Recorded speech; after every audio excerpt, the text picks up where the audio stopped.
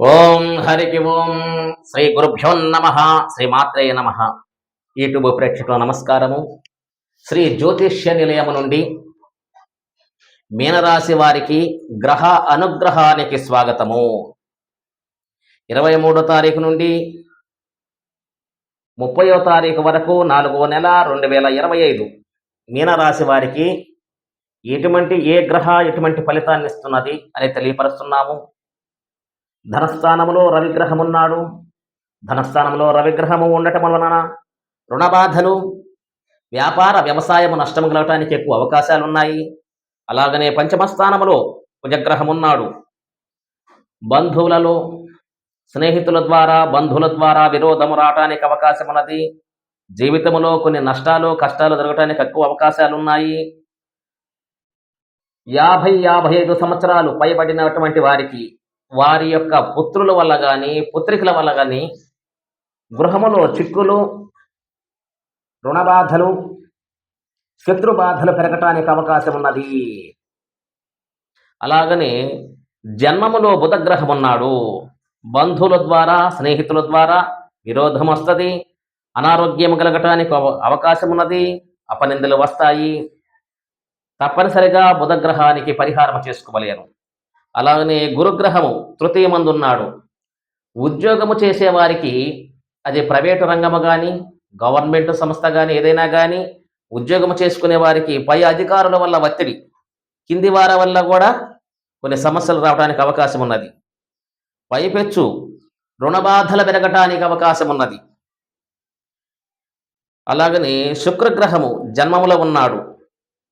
శరీర సుఖము, ధనయోగము, వ్యాపార వ్యవసాయ ఉద్యోగము లాభం కలగటానికి ఎక్కువ అవకాశం ఉన్నది.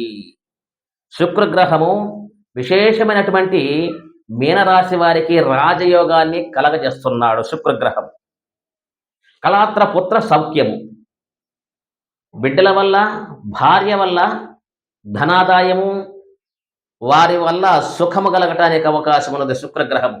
అలాగనే పంచమస్థానములో కుజుడు ఉండటము వలన బిడ్డల వల్ల కష్టాలు వస్తాయి. కాబట్టి కుజగ్రహానికి పరిహారం చేసుకోండి. శుక్రగ్రహము మంచి ఫలితాన్ని ఇస్తున్నది. అలాగనే శని జన్మములో ఉన్నాడు. అపనిందలు వస్తాయి. బంధువులకు విరోధము, శత్రుత్వం కలగటానికి అవకాశం ఉన్నది. మీకు మీనరాశి వారికి చతుర్థ గ్రహ కూటమి ఉన్నది.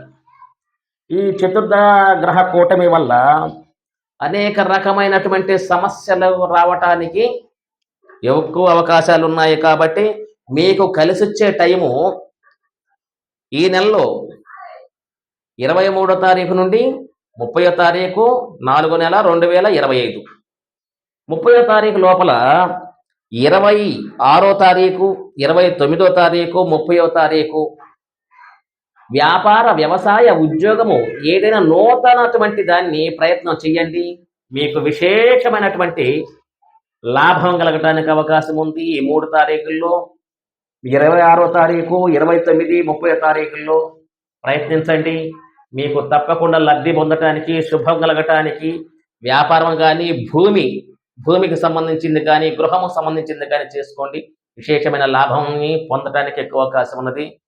మీకు మంచి యోగం కలగటానికి అవకాశం, అందులో సందేహమే లేదు. ఆ డేట్లో ప్రయత్నం చేయండి. ఓకే, శుభం.